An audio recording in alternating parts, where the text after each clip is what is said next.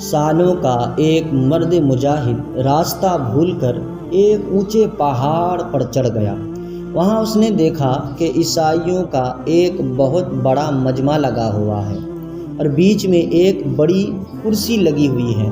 مرد مجاہد نے ان سے اس اجتماع اور بیچ میں خالی کرسی ہونے کی وجہ پوچھی تو وہ بولے کہ ہمارے پاس سال بھر میں ایک دفعہ ایک راہب یہاں آتا ہے اور کچھ وعظ و نصیحت کرتا ہے، اسی لیے ہم یہاں جمع ہیں اور یہ کرسی اس راہب کے لیے ہے۔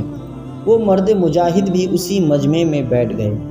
تھوڑی دیر میں ایک راہب آیا اور اس کرسی پر بیٹھ گیا اور چاروں طرف متجس نظریں ڈال کر کہنے لگا، اے حاضرین، آج میں تم لوگوں کو وعظ نہیں سناؤں گا۔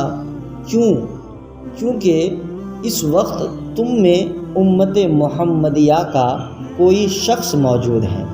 یہ کہہ کر پھر اس نے چاروں طرف نظریں ڈالی اور بآواز بلند کہا کہ اے محمدی، میں تجھے تیرے دین کی قسم دیتا ہوں کہ ہم سب کے سامنے آ کھڑا ہو تاکہ ہم تمہیں دیکھیں اور تجھ سے کچھ سوال کریں۔ وہ مرد مجاہد فوراً اٹھا اور راہب کے سامنے آ کھڑا ہو گیا اور راہب سے کہا کہ میں ہوں محمدی، فرمائیے تو آپ کیا پوچھنا چاہتے ہیں؟ تو راہب نے کہا کہ میرے چند سوالات ہیں، ان کا جواب دو۔ پہلے یہ بتاؤ کہ میں نے سنا ہے کہ خدا تعالیٰ نے جنت میں رنگ رنگ کے پھول اور طرح طرح کے میوے پیدا کیے ہیں، کیا دنیا میں بھی ان جیسے پھل ہیں؟ مرد مجاہد نے جواب دیا، بے شک دنیا میں بھی ان جیسے پھل ہیں، مگر وہ جنت کے پھلوں کے ساتھ صرف نام اور رنگ میں مشابہت رکھتے ہیں۔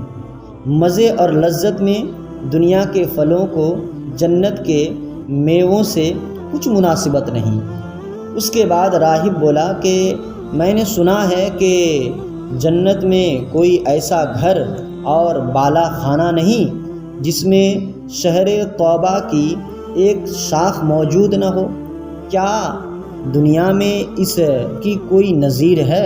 میں نے کہا ہاں، دیکھو، جب آفتاب آسمان کے وسعت میں پہنچتا ہے تو جس طرح شجر طیبہ کی شاخیں تمام مکانوں میں ہر جگہ پہنچی ہوئی ہے، اسی طرح اس وقت آفتاب کا نور ہر جگہ پھیل جاتا ہے۔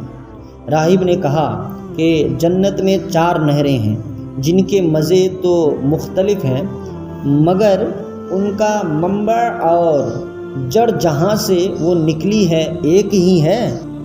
کیا دنیا میں کہتے ہیں کہ کیا دنیا میں اس کی بھی کوئی نظیر ہے؟ مجاہد بولا، بے شک اس کی مثال بھی دنیا میں ہے۔ دیکھو، کان کا پانی کڑوا، آنکھ کا کھاڑی، ناک کا بودار اور منہ کا شیریں، تو یہ چاروں پانی مزے اور بو میں مختلف ہیں، مگر ان سب کی اصل ایک ہی ہے اور وہ ہے سر۔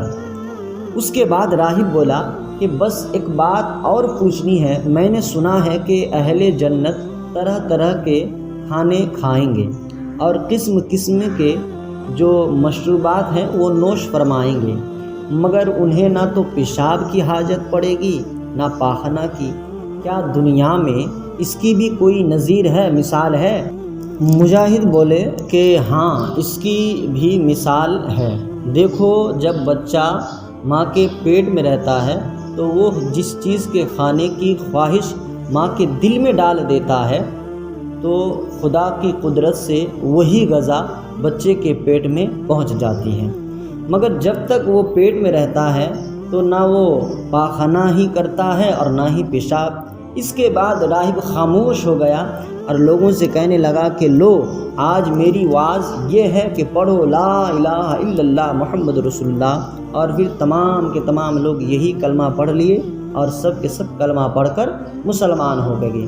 تو کہنے کا مطلب ہے کہ اللہ کے مقبول اور مجاہدوں کے علم و عرفان کی بدولت ہزاروں کو دولت ایمان دیتی ہے اور ہزاروں کو دولت ایمان سے سرفراز کرتی ہے۔ بس انہی باتوں کے ساتھ ختم ہوتا ہے وما علینا الا البلاغ۔